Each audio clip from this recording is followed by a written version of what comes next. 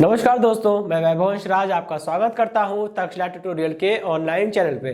दोस्तों, हम लोग बात कर रहे हैं क्लास 12th के फिजिक्स के चैप्टर नंबर 10 जिसका नाम है तरंग प्रकाश की। इसमें दोस्तों हम लोग अपना पहला लेक्चर कंप्लीट कर चुके हैं। आज हम लोग बात करेंगे लेक्चर 10.2 के बारे में। तो दोस्तों आज का हमारा सेशन स्टार्ट होगा न्यूटन का प्रकाश तरंगिकाओं का सिद्धांत, यानी कि इंग्लिश में से बोल सकते हैं आप, इंग्लिश में बोलते हैं इसे Newton's corpuscular theory of light. तो सबसे पहले तो ये जानेंगे कि यहां पे एक नया शब्द आया है, ठीक है, प्रकाश कर्णिका।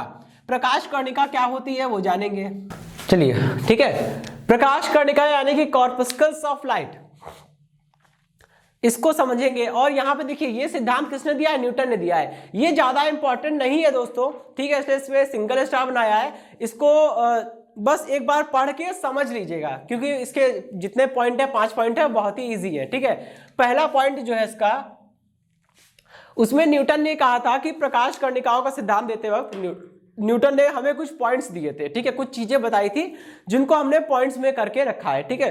तो उन्होंने पहले बताया था, फर्स्ट पॉइंट में कहा था कि जितने भी प्रकाश स्रोत होते हैं वो सारे प्रकाश स्रोत लगातार यानी कि निरंतर अपने भीतर से अत्यंत सूक्ष्म और हल्के कणों को उत्सर्जित करते रहते हैं। इन अत्यंत सूक्ष्म एवं हल्के कणों को ही हम लोग क्या बोलते हैं, प्रकाश कर्णिका बोलते हैं, ठीक है, यानी कॉर्पस्कल्स ऑफ लाइट।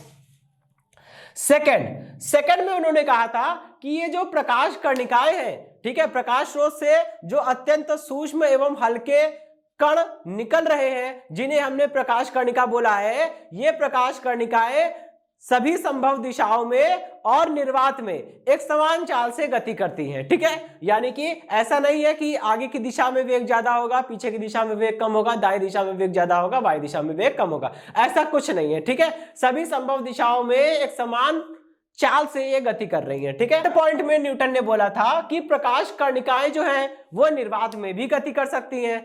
बहुत ही अच्छी बात है, ठीक है। और दोस्तों इनका ये पॉइंट काफी अच्छा है, मानना पड़ेगा। वो इसलिए दोस्तों क्योंकि न्यूटन के समय के काफी समय बाद, न्यूटन के बाद करीब 200 साल बीत गए, तब जाके मैक्सवेल आए और मैक्सवेल ने बताया कि प्रकाश एक प्रकार की विद्युत चुंबकीय तरंग है और सभी विद्युत चुंबकीय तरंगें निर्वात में चल सकती हैं। लेकिन 200 साल पहले ही न्यूटन ने यह बता दिया था कि प्रकाश कर्णिकाएं जो है वो निर्वात में चल सकती हैं, ठीक। 200 साल पहले, उस समय कोई भी कॉन्सेप्ट नहीं था हमारे पास विद्युत चुंबकीय तरंगों का, हम जानते भी नहीं थे कि विद्युत चुंबकीय तरंगें क्या होती हैं, ठीक है। तो दोस्तों 3 पॉइंट हो गए।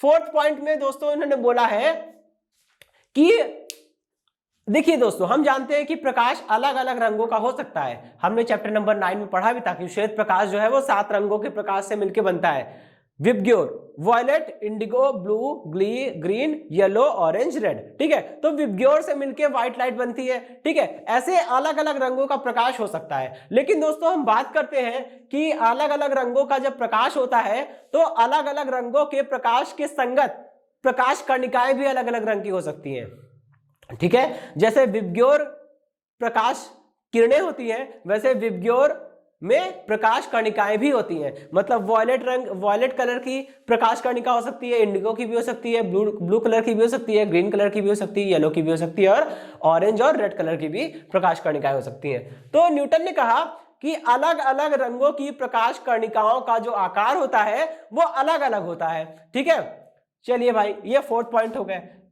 5th पॉइंट में न्यूटन ने कहा था कि जब प्रकाश स्रोत से उत्सर्जित होने वाली प्रकाश कर्णिकाएं किसी वस्तु पर गिरती हैं और उस वस्तु से परावर्तित होकर हमारी आंखों पर आती हैं, तब वो वस्तु हमें दिखती है।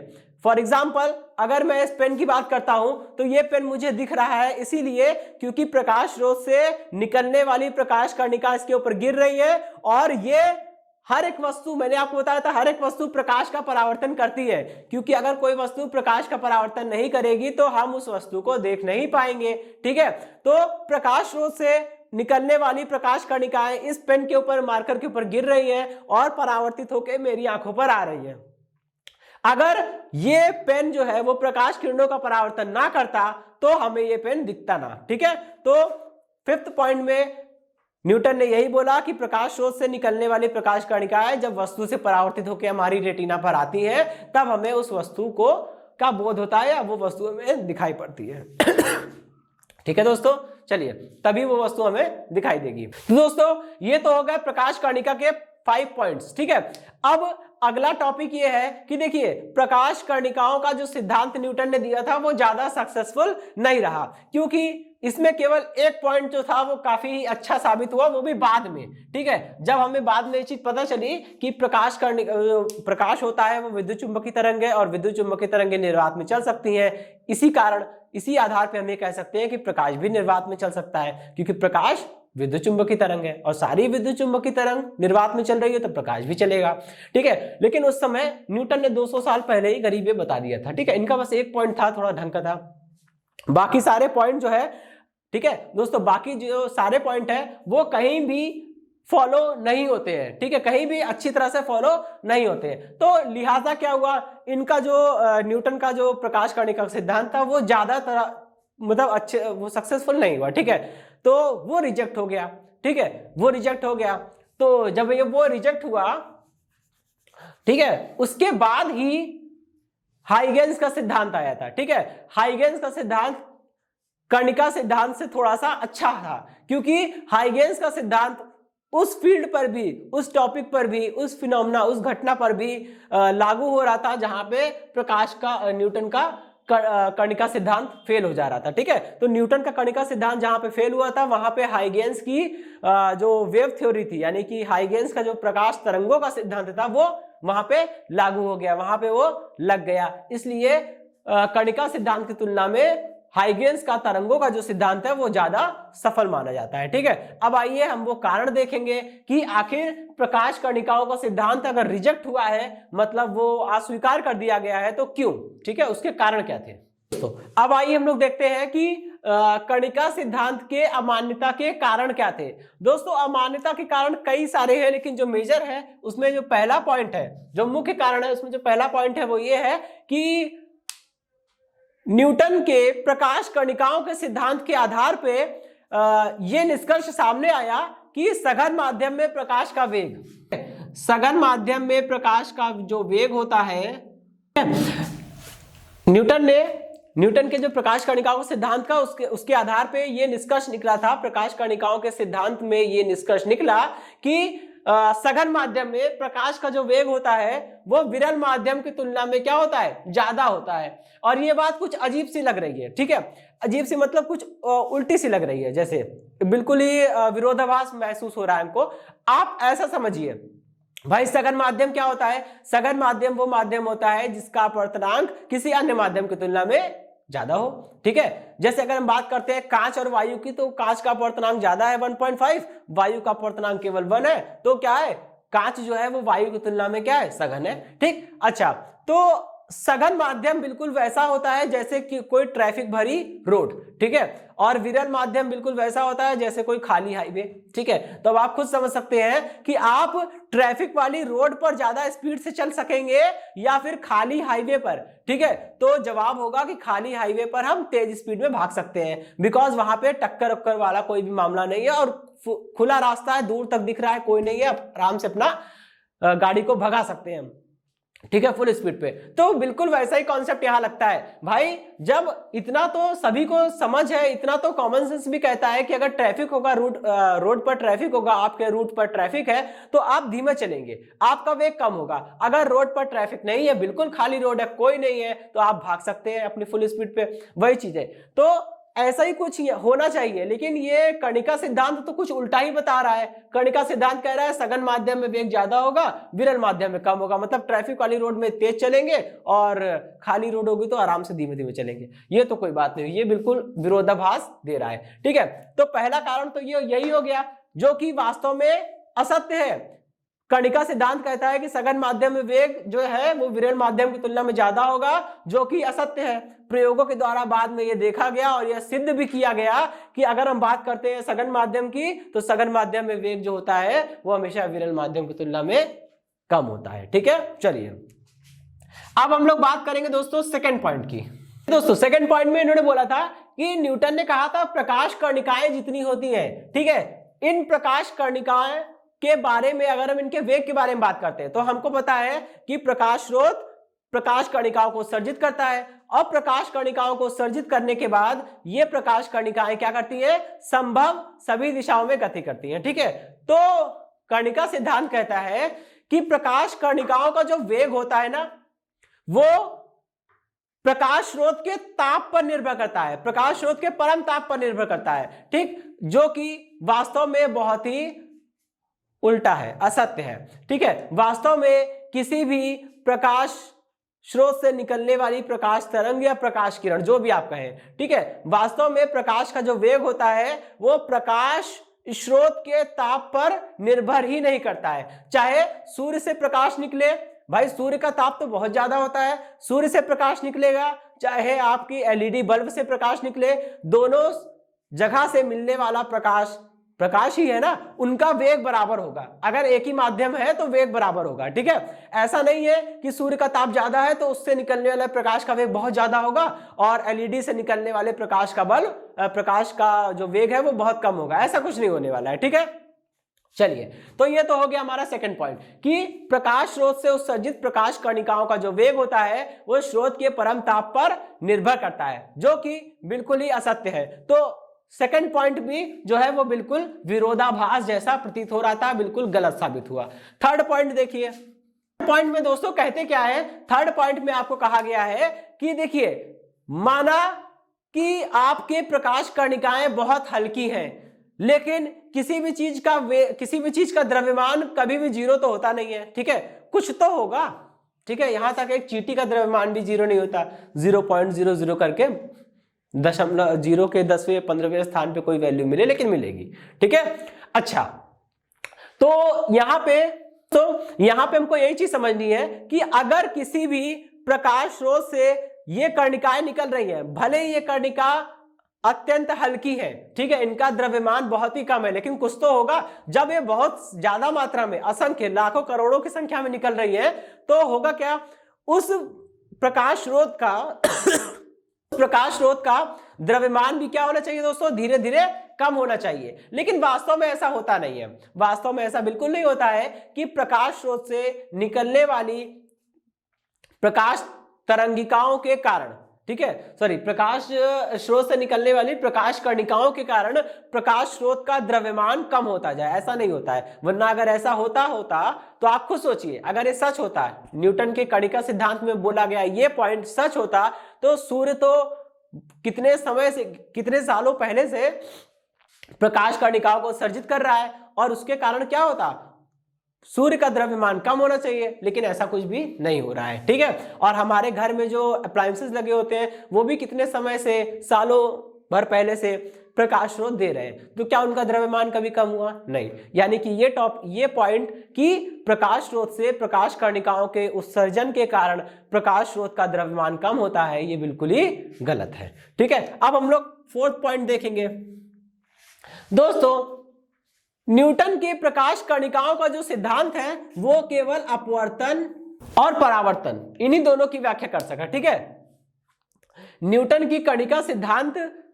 का जो कणिका सिद्धांत है वो केवल अपवर्तन और परावर्तन की व्याख्या कर सका और किसी भी चीज की व्याख्या वो नहीं कर पाया, क्योंकि प्रकाश में दोस्तों वैसे बहुत सारी घटनाएं होती हैं, जैसे अपवर्तन है, परावर्तन है, व्यतिकरण है, विवर्तन है, ध्रुवण है और वर्ण विक्षेपण है। ठीक है, और एक और चीज छूट रही है, प्रकीर्णन है। ठीक है, ऐसे बहुत सारी घटनाएं होती हैं, लेकिन केवल कणिका सिद्धांत केवल अपवर्तन और परावर्तन को ही एक्सप्लेन कर पाया, बाकी किसी भी चीज को वो एक्सप्लेन नहीं कर पाया। इस कारण इन चारों कारण के यही वो चार वजह है, ये 4 पॉइंट्स है जिसके कारण कणिका सिद्धांत को जो है वो रिजेक्ट कर दिया गया। ठीक है, लेकिन दोस्तों कभी कभी ये पूछ लिया जाता है, वैसे इसके चांसेस काफी कम है। ठीक है, तो होपफुली आपको ये समझ में आया होगा।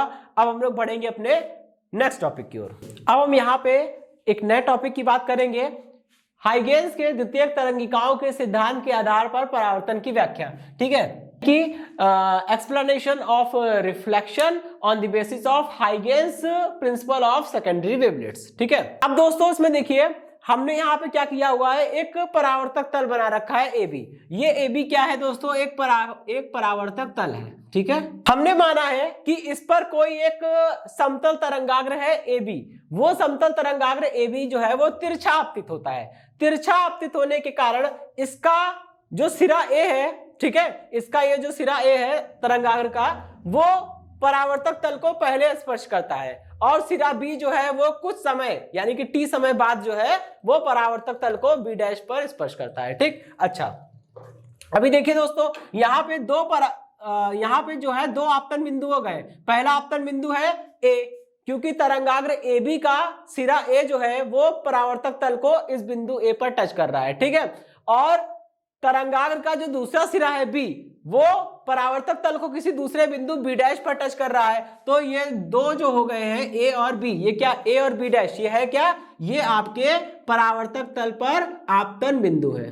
ओके दोस्तों, देखिए जब ये समतल तरंगाग्र AB परावर्तक तल पर तिरछा आपतित होगा तो इसका जो सिरा A है वो परावर्तक तल को पहले किसी बिंदु A पर टच करेगा, ठीक है। और इसका जो सिरा B है वो कुछ समय यानी कि T समय बाद क्या होगा, परावर्तक तल को किसी दूसरे बिंदु B डैश पर टच करेगा। अच्छा, आप समझिएगा, जितने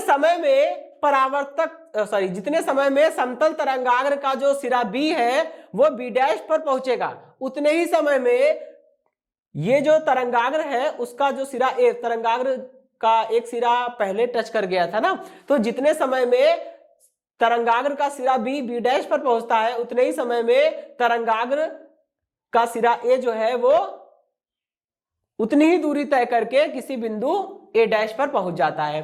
अब क्या होता है, फिर B डैश और A डैश से एक नया तरंगाग्र चलना शुरू करता है, वो है हमारा परावर्तित तरंगाग्र, ठीक है।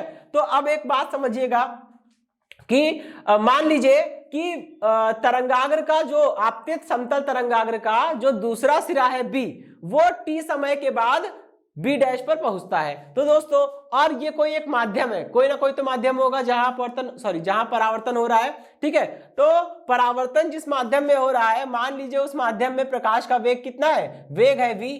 तो सबसे पहले हम एक फॉर्मूला लिखेंगे, वेग बराबर कितना होता है, दूरी बटे समय, ठीक है। ये तो फॉर्मूला सबने पढ़ा होगा, चाल या वेग बराबर दूरी बटे समय। यहां से दूरी का मान निकालिए जरा, तो दूरी बराबर कितना हो जाएगा दोस्तों, वेग गुणे समय, ठीक है। सहमत है सब लोग, ठीक है। अच्छा, अब अगर हमने ये माना है कि ये परावर्तन जिस भी माध्यम में हो रहा है उस माध्यम में प्रकाश का वेग है v, और प्रकाश T समय के बाद B से B डैश पर पहुंच रहा है, तो दोस्तों T समय में प्रकाश के द्वारा चली गई दूरी कितनी हो जाएगी, vt हो जाएगी। इसका मतलब कि T समय में प्रकाश तरंगाग्र जो है वो B से B डैश पर पहुंचा है, और उतने ही समय में प्रकाश तरंगाग्र A से A डैश पर पहुंचा है। तो ये जो दूरी हो जाएगी दोस्तों B से B डैश की और A से A डैश की, ये किसके बराबर हो जाएगी, vt के बराबर हो जाएगी, ठीक है। A डैश या फिर B डैश, और ये किसके बराबर हो जाएगी, ये हो जाएगी vt के बराबर, ठीक है। Equation number 1। चलिए भाई, बात समझ में आ गई। अच्छा, अब हम लोग आगे बढ़ेंगे, ठीक। अब हमको करना क्या है दोस्तों, यहाँ पे परावर्तन की व्याख्या करनी है, मतलब परावर्तन के नियमों को सिद्ध करना है। परावर्तन में दो नियम हमने पढ़े थे। पहला नियम कि आपतित किरण, परावर्तित किरण और अभिलंब तीनों एक ही तल में होते हैं। दूसरा नियम ये था कि आपतन कोण का मान और परावर्तन कोण का मान हमेशा बराबर होता है। तो ये दोनों नियम ही हमें यहाँ प्रूफ करने हैं। अगर ये दोनों नियम हम प्रूफ कर देते हैं तो समझ लीजिए हमने परावर्तन की व्याख्या कर ली, ठीक है। अब इसी चीज को समझना है, देखिए, है ना। चलिए, तो ये बात समझ में आ गई। अब देखिए, A डैश बराबर है B डैश के, और ये दूरी किसके बराबर है, vt के बराबर है, ठीक। अब यहां देखिए दोस्तों, दो ट्राइंगल बन रहे हैं, ट्राइंगल A डैश B और दूसरा ट्राइंगल है B डैश, ठीक। तो ये दोनों ट्राइंगल में हमें कुछ सिमिलैरिटीज है वो शो करनी है, ठीक। कुछ A डैश B डैश तथा त्रिभुज B डैश, ठीक है, में आप समझिएगा, यहां पे पहला एंगल देखिए A B B dash, angle A B B dash, यानी कौन सा एंगल, ये वाले एंगल की बात कर रहे हैं। एंगल लिखना तो आता ही होगा, छठी सातवीं क्लास में सीखा होगा, जिस एंगल को लिखना होता है उसको बीच में लिखते हैं। इसको बोलना है, ये वाला एंगल बोलना है तो ए बी बी डैश बोल सकते हैं, या फिर बी डैश बी ए बोल सकते हैं, ठीक है। तो angle A B B dash हो गया इज इक्वल टू, ये एंगल किसके बराबर होगा, ए डैश बी डैश के, ये वाले एंगल के बराबर होगा, ठीक है। Angle A dash B dash, ठीक। और ये किसके बराबर हो जाएगा, ये हो जाएगा आपके 90 के बराबर, ठीक है, 90 डिग्री। Equation number 2। चलिए भाई ये बात समझ में आ गई। अभी एक देखिए, दो ट्राइंगल बन रहे हैं, इन दोनों ट्राइंगल में से एक एंगल तो बराबर हो गया, ठीक है। और देखिए अब इन दोनों ट्राइंगल की एक एक भुजा, कौन सी भुजा, छोटा वाला ट्राइंगल, मतलब जो साइड में बन रहा है triangle A dash B dash, इसमें साइड ए डैश बराबर है किसके, दूसरे वाले ट्राइंगल की भुजा बी बी डैश के। ए डैश बराबर है किसके, बी डैश के, और ये बराबर किसके है, बी टी के। ये क्वेश्चन नंबर 3 हो गई। और दोनों ट्राइंगल में एक भुजा कॉमन है, कौन सी, ये परावर्तक तल वाली भुजा ए बी डैश तो कॉमन है, ठीक है। तो A B dash is equal to A B dash, ये भुजा दोनों त्रिभुजों में कॉमन है, इसे हम लोग यहां लिख दे रहे हैं उभयनिष्ठ भुजा। उभयनिष्ठ का मतलब होता है दोस्तों कॉमन, ठीक है। उभयनिष्ठ भुजा मतलब कॉमन साइड। अब समझिएगा, अगर हम किसी दो ट्राइंगल की बात कर रहे हैं दोस्तों, और उस दो ट्राइंगल में क्या हो जाए, दो भुजाएं बराबर हो जाए, ठीक है, और एक कोई कोण बराबर हो जाए आपस में, तो समझ लीजिएगा वो दोनों त्रिभुज कैसे हैं, समरूप है, सर्वांग सम है, ठीक है। आइए यहां पे देखिए, दोनों त्रिभुजों में ए डैश बी डैश में और ए बी बी डैश में, दोनों में ये भुजा कॉमन है। चलिए समझ में आ गया। अच्छा और देखिए, इसमें ये वाली भुजा ए डैश बराबर है बी बी डैश के, दो भुजाएं बराबर हो गई, क्योंकि एक भुजा कॉमन निकल आई, एक भुजा बराबर हो गई, दो भुजाएं टोटल बराबर हो चुकी है। और एक ये वाला angle A B B dash और ए डैश बी डैश, ये दोनों एंगल किसके, 90 के। दो भुजाएं बराबर है, एक कोण बराबर है, तो ये एस कसौटी के आधार पे त्रिभुजों में प्रमेय होती है, ठीक है। तो उसके आधार पे हम कह सकते हैं कि ये दोनों त्रिभुज कैसे हैं, सर्वांग सम और समरूप है, ठीक है। तो लिखेंगे, इसलिए triangle A dash B dash तथा ए बी डैश कैसे होंगे, सर्वांग सम होंगे, ठीक है। ये दोनों त्रिभुज कैसे हो जाएंगे, सर्वांग सम हो जाएंगे। और जब ये दोनों त्रिभुज सर्वांग सम हो गए दोस्तों, तो जरा ध्यान दीजिएगा, ठीक है, इनके ये वाला कोण, ठीक है, इसका जो ये वाला कोण है, सॉरी ये वाला कोण और ये वाला कोण, ये दोनों भी बराबर होने चाहिए, ठीक है। तो यहां से हम एक चीज समझ सकते हैं, ठीक, कि एंगल बी डैश, इसलिए क्या हो जाएगा, एंगल बी डैश, ये वाले एंगल की बात हो रही है, बी डैश बराबर हो जाएगा किसके, angle A dash B dash A के, या फिर A B dash A dash के, ठीक। अच्छा अब समझिएगा दोस्तों, ये पूरा एंगल कितने का है, 90 का है, ये पूरा एंगल 90 का है, उसमें से ये अकेले आई का हो गया, तो ये कितना हो जाएगा, 90 माइनस आई, ठीक है। ये हो गया 90 माइनस आई, और जब ये 90 माइनस आई हो जाएगा, तो ये पूरा तो लंब है, ये पूरा 90 है, ये पूरा 90, और ये अकेले 90 माइनस आई, इसका मतलब ये वाला एंगल कितना हो जाएगा, आई हो जाएगा, ठीक है। तो ये एंगल हो गया हमारा आई। इसी तरह से यहां पे आइए दोस्तों, ये लंब खींचा गया है, ठीक है, समतल तरंगाग्र बनाने के लिए ये लंब खींचा गया है, ये पूरा 90 होगा, ये आर है, तो ये कितना हो जाएगा, ये हो जाएगा 90 माइनस आर, ठीक। और ये पूरा लंब है 90, ये पूरा 90 है, इसमें से ये अकेले 90 माइनस आर हुआ, तो ये कितना हो जाएगा, ये आर हो जाएगा, बस खत्म।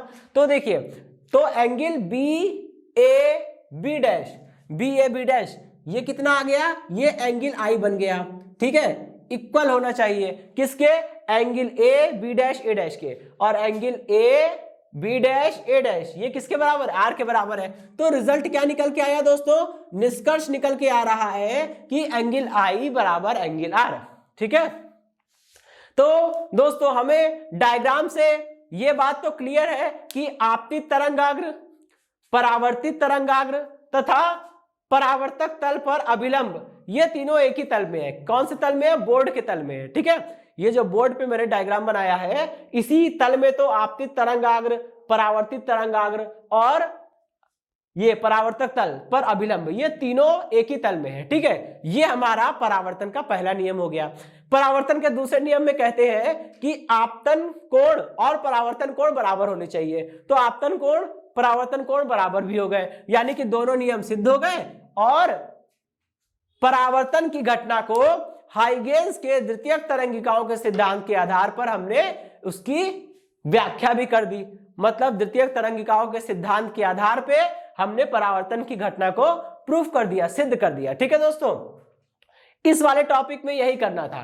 ठीक, तो ये क्वेश्चन आता है एग्जाम में। ठीक है, 3 मार्क्स में ये क्वेश्चन आपको मिल सकता है। जैसे दोस्तों हमने इस वाले टॉपिक में हाइगेंस के द्वितीयक तरंगिकाओं के सिद्धांत के आधार पे परावर्तन की व्याख्या की है, वैसे ही हम लोग अगले सेशन में जब बात करेंगे तो हमारा अगला टॉपिक क्या होगा, हाइगेंस के द्वितीयक तरंगिकाओं के सिद्धांत के आधार पे अपवर्तन की व्याख्या। यहाँ परावर्तन की व्याख्या की गई है, वहां अपवर्तन की व्याख्या होगी। ठीक है दोस्तों, तो इसी के साथ ये टॉपिक समाप्त हुआ और ये सेशन खत्म होता है। तो इसी टॉपिक के साथ ये सेशन समाप्त होता है। इस सेशन से जुड़े नोट्स प्राप्त करने के लिए डिस्क्रिप्शन में दिए गए लिंक पर जाके क्लिक कीजिए। ओके दोस्तों, आज के सेशन में इतना ही, मिलता हूं नेक्स्ट सेशन में। धन्यवाद।